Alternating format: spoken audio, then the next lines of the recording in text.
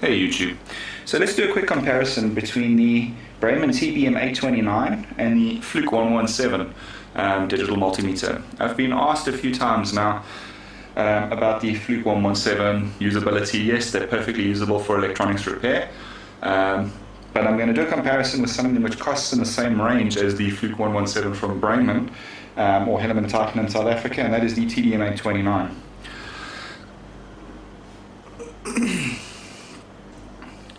Now, starting all the way from the beginning, the 829 has got a fantastic LCD display.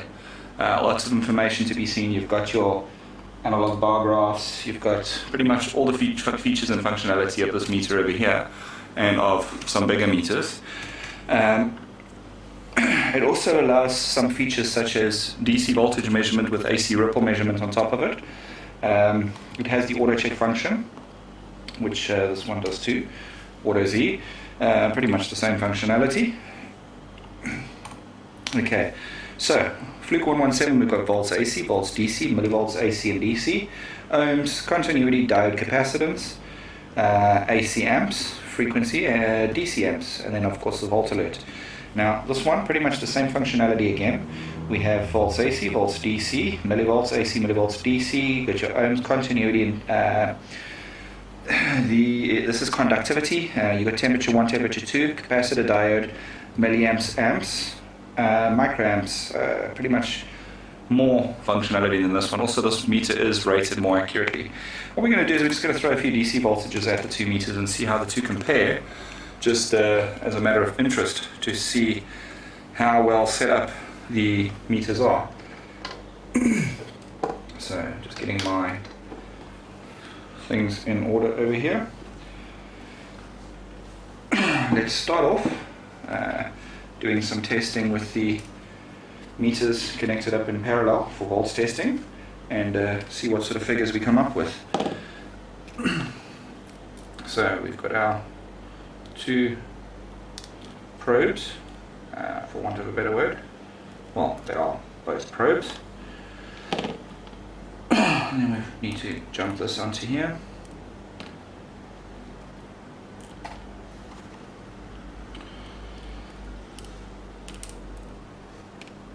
Right, so we've got our two voltages set on our 2 meters. One's not contacting too properly, so let's just redo that. There we go.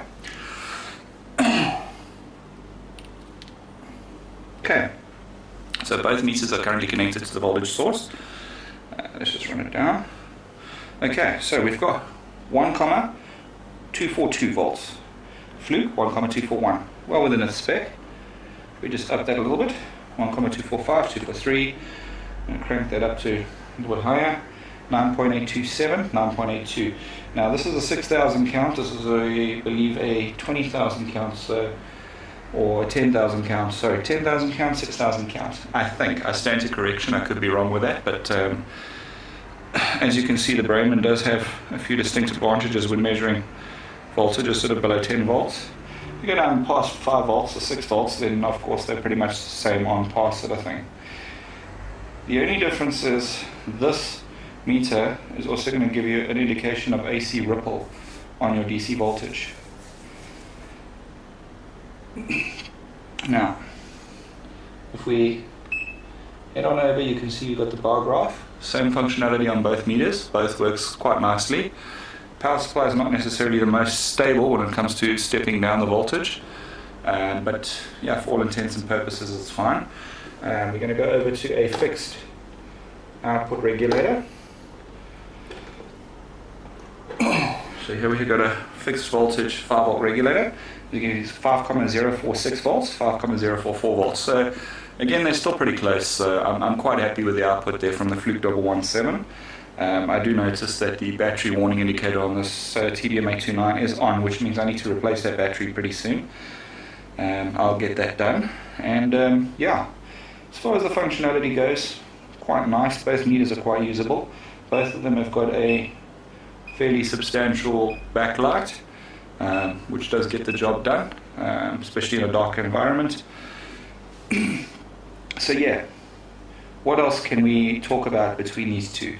We can talk about deltaing out values of leads and stuff for resistance measurements. We could talk about the min-max functionality on both the different meters. We could talk about the extra functionality that this meter has, which it does. It does have a lot more functionality than the Fluke 117. And for the money, you're going to get more out of it. Fluke 117 advantages, size. If you have a look at this meter, it's quite a small little meter, quite ergonomically designed. The Bremans are very large meters. I mean, technically you could get an idea of what I'm talking about just by doing that. It's quite a bit larger than the little Fluke, and width as well, there's quite substantially more meter when it comes to the Bremans. Now, I've got three Bremans, sorry, in a similar form factor. I love these meters, I won't change them for anything. But you'll find I use the Fluke 117 on the bench a little bit more because it's portable and I can move it around a little bit easier. So, at the end of the day, which one are you going to use? Just to sort out any sort of discrepancies, both of them are using Fluke leads at the moment. I need to verify this one's battery quickly, but all in all, both great meters. Subsequently, did turn out to be a battery. We've got the new battery installed. I've got this meter on its very simplest form for volts measurement, volts DC. And in fact, the same battery, we're going to check it out. So, on the Bremen, we have 7,009 volts. It's slowly growing, but under load it'll drop down pretty quickly. And on the Fluke, as you can see, we lose a digit there. But still, for all intents and purposes, great for doing general testing, etc. Let's check a diode, so I can show you guys what I enjoy most about the Fluke as opposed to the Bremen. Even though I prefer the Bremen meter itself, I just want to show you why the Fluke has a little distinct advantage in my opinion. So let's take a look at that. Okay, so what I've done is I've brought a small selection of components across from my test bench over there, just for us to muck around with and do a few tests, etc. So we can actually see the functionality and measurement. Right, so first off, we've got a little 1N4007, or sorry, 1N4007 diode. On the Bremen meter, we go to our diode test mode. We can check the forward first, 0.5 to 0.7. As you can see, 0.529. But something you'll notice, silent. Nothing on reverse, back to forward, silent, 0.534 volts. Okay. Now, something I've always enjoyed about the Fluke, you go back to the same diode test mode, reverse obviously we'll have nothing, we'll have overload, so that stays the same. But on forward, have a listen. That distinctive little peep, just to let you know. Done. Very nice. I mean, it's absolutely minuscule, but for me it's something that I quite enjoy. Right, secondary. Let's have a look at something. Yeah, we've got a 10 microfarad electrolytic capacitor. So we're going to switch this guy to capacitor mode. Like I said, 10 microfarad. Guys, this isn't the way to test a capacitor, but it'll give us an indication of the microfarad rating of the capacitor. So let's check it out. There we have 9.27 microfarads on the Fluke. So let's try that on the Bremen. Remember, it's a 10 microfarad capacitor. So let's see how it does it. Bremen is a bit slower, but results more or less the same. 9.24 microfarad. Let's go back to the Fluke. 9.26 microfarad. Okay, so they're giving more or less the same reading. The only difference being that the Fluke seems to do a little bit quicker. Now, what else can we measure here? Let's see. What do we have? We have a TIP41C NPN transistor. So again, we'd go back to our diode test mode on both the meters and base to collector, base to emitter. Let's just see what we're getting over here. 0.6. 0.6, happy days. Reverse that, we should have 0, 0. overload, happy days. And then should have 0.6 here.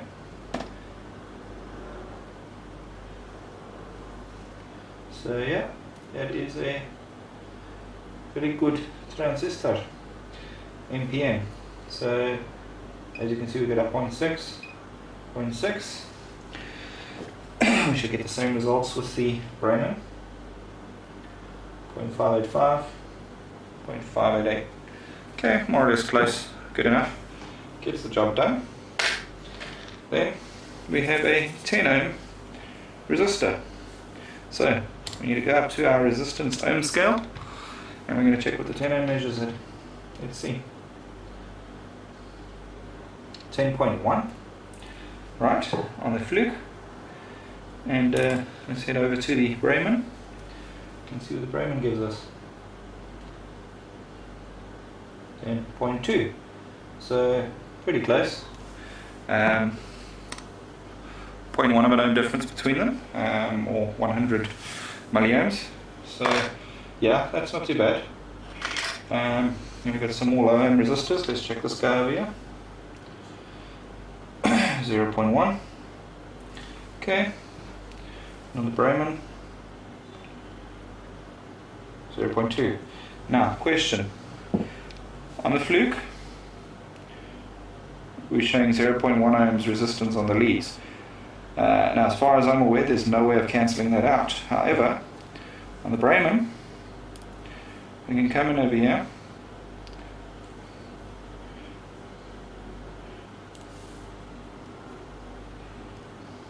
Short them out. Delta. Okay, so when we measure, we're actually going to measure the 0.1.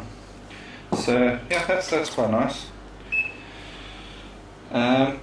Let's see, what else? What else can we test with these meters? Well, nothing really here, I suppose. Your capacitors, your resistors, etc., all pretty much the same thing. Electronics is electronics after all. But yeah, for all intents and purposes, these meters basically do the same work. There's, like I said, a few advantages. Like this one will do your milliamps and microamps. Bearing in mind this guy over here, if you go to AC amps and you change it across, you're going to be able to go down to 1 milliamp anyway. So, milliamps. Difference being here is you can go down to 0.01 milliamps. Well, you can actually go lower in the microamp scale, but yeah, is it really necessary? Probably not. So yeah, for all intents and purposes, Fluke 117 compared to the TBM829 Bremen, both very good meters, just my opinion. While on the topic of multimeter discussions, I've put the 829 away. I've got here one of my more recent acquisitions, the TBM812, which is almost the same meter as the 829. Bit less functionality, but it does have the micro and the milliamps. And you've got your capacitor, diode, resistance, continuity, millivolts, microvolts, volts, AC, volts, DC. Same display, mind you. I do find the newer display a bit more crisp from the angle I'm looking at it at. And for that reason, I think the newer meter, being this one over here, is quite nice. Again, the same sort of functionality. Minus one or two little features. So yeah, quite a nice meter.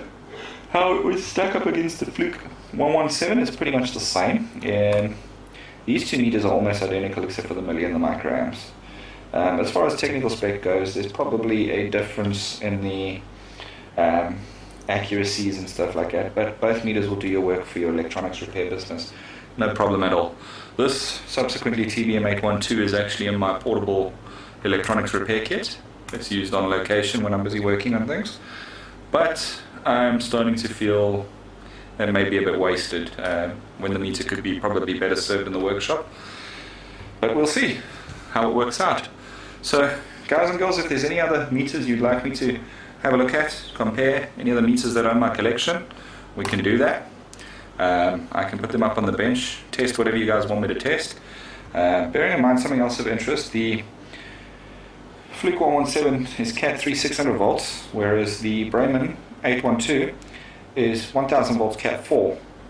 So this meter has a much higher safety rating. Subsequently, the TBM 829 is the same rating as this, much higher than the Fluke.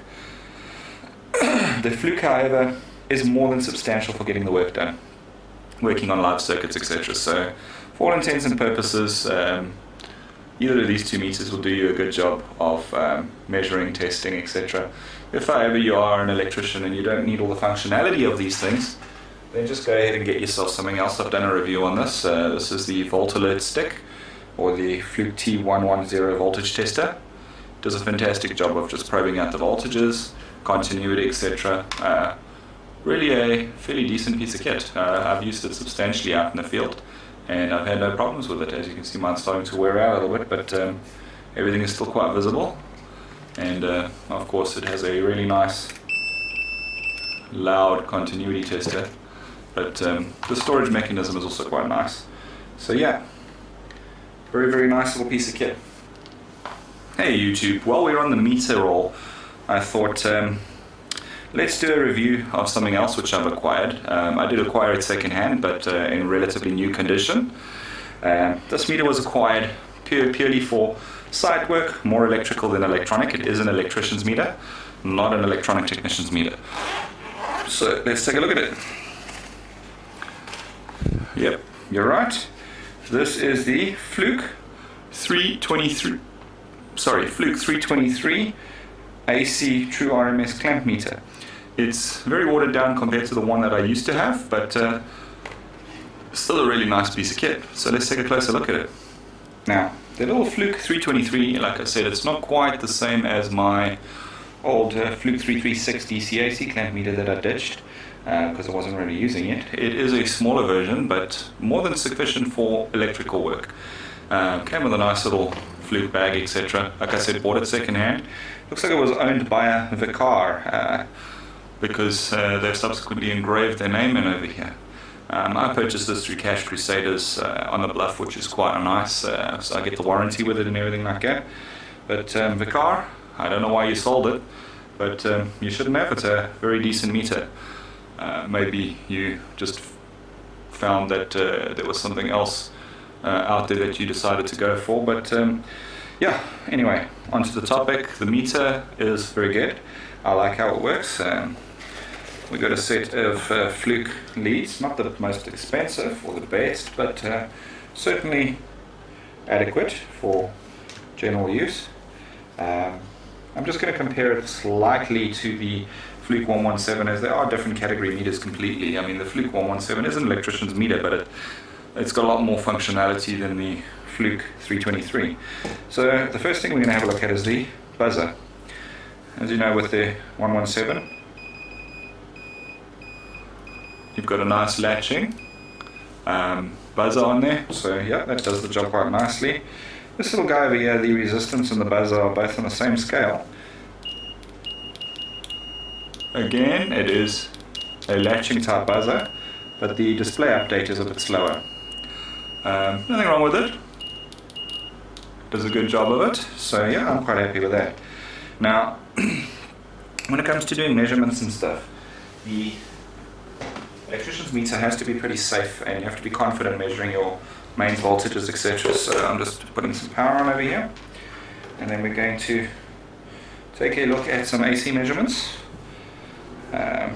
First one being that I don't think this is going to reach, because you're not going to get in there with those. But anyway, so let's just take a look at it with the little clamp meter. We've got it set on the AC volt scale, connected up. We've got our 226.1 volts of AC, so yeah, that's quite substantial there. I'm quite happy with that reading, no problems there at all. As for DC voltages, let's do some comparisons on the bench power supply. So right now, we've got about 3.9 odd volts, whatever it is, coming out from the power supply, so we're just going to read that. 3.988 volts of DC. We've got the little clamp meter in, so we've got 3.988 volts. So let's see what the clamp meter reads. 3.9 volts. Like I said, don't expect anything extremely accurate. These are very brute force instruments. They're basically designed just to be able to do a reference voltage check and move on. So let's have a look at the 12 volts. Right, here we've got 12,0 volts reading on the Fluke 323, and on the 117 on the same jacks we're going to read 12,02 volts. So again, accurate enough for doing reference voltage checks. You're not going to get millivolt accuracy out of the 323, but it's still a good meter. Like I say, the design of the 323 is more to get in, get your measurements, get out, carry on. The 117 is more of a general electronics, bit of electrical, well, it's general electrical with a bit of electronics on it. This is more purely electrical. The few advantages of this meter over here, of course, are the main reason for wanting to buy a clamp meter, your AC amps measurement using the clamp. Now, you don't need to use the leads for this. It's purely a function of the clamp section of the meter. And what this basically allows you to do is, let's say for example, you needed to know how much current was flowing through this in AC amps. What you would in effect do is take your clamp meter, clamp it around the wire, and take a reading of how many amps AC is flowing through that piece of wire. Now, I think I've shown it before on DB boxes doing AC amp measurements, but if not, I think we shall have to do that this afternoon and do some AC clamp measurements to show you guys how it's done. I think that's a brilliant idea. Let's head on over to the 3-phase DB box and do a couple of measurements on there. So all in all, this little Fluke 323 AC clamp meter is quite a nice piece of kit. The one thing that I am not too happy about when compared to some of my other clamp meters with similar sort of safety ratings from Brayman is this is quite a hefty clamp. So getting it into small spaces is not always an easy task, whereas my little TBM 3030s have got tiny little clamps. In fact, let me grab the TBM 3030 and show you guys the physical size difference between these two meters. Here we've got the TBM 3030, which again actually does a bit more than this Fluke 323. This one will do volts AC, volts DC, amps AC, ohms, diode test, capacitor test, and all the other nonsense, whereas this one doesn't do a lot of that functionality. But again, the size. Let's have a look at that. Look at the clamp section alone. This one is so easy to get into small spaces and do your measurements, and the display is nice and readable. Both displays are about actually I find the Brayman a little bit better on camera, but actually in real life too, the Brayman does have a slightly better display. Like let's say for example we're going for AC amps. Here's your AC amps measurement. This one over here is going to give you 100 milliamps minimum. This one over here is going to give you 10 milliamps minimum. So a little bit more value in the TBM 3030 clamp meters in my opinion. But again, just my opinion, Fluke are brilliant meters. Different sort of markets I would suggest. Like for me personally, I use this one more on location than anything else. This meter is brilliant, it gets the job done quite nicely, but for those who are on HVAC, air conditioning, etc., the Fluke 323 is probably a good, more robust meter to go for. It's probably going to last you a bit longer, but again, we don't know. So yeah, that's a brief first look at the Fluke 323 AC clamp meter, and a brief comparison between the Fluke 117 and the TBM 3030 against this little 323. So draw your own conclusions, ladies and gents. Buy the meter that works for you. Just as a bit of a price guide, these guys here sell at around 2,000 rands plus minus. These over here, the TBM 3030, can be had for around 600-700 rand, brand new. Fluke 117, different caliber of meter completely, so I shouldn't really be talking about it, but they go for about 3,000 rand. So yeah, there you go guys, the Fluke 323 AC clamp meter. Thanks for watching.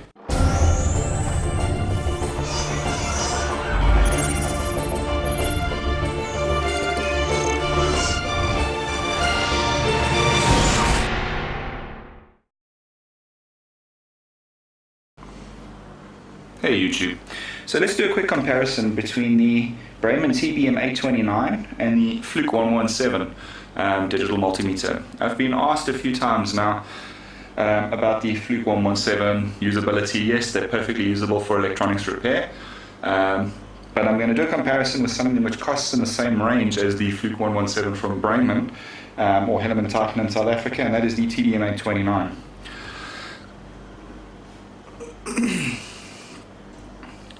Now, starting all the way from the beginning, the 829 has got a fantastic LCD display.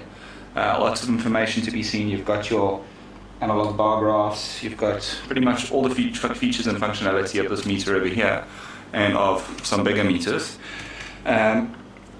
It also allows some features such as DC voltage measurement with AC ripple measurement on top of it. It has the auto check function, which this one does too, auto Z. Pretty much the same functionality. Okay, so Fluke 117, we've got volts AC, volts DC, millivolts AC and DC, ohms, continuity, diode, capacitance, AC amps, frequency, DC amps, and then of course the volt alert.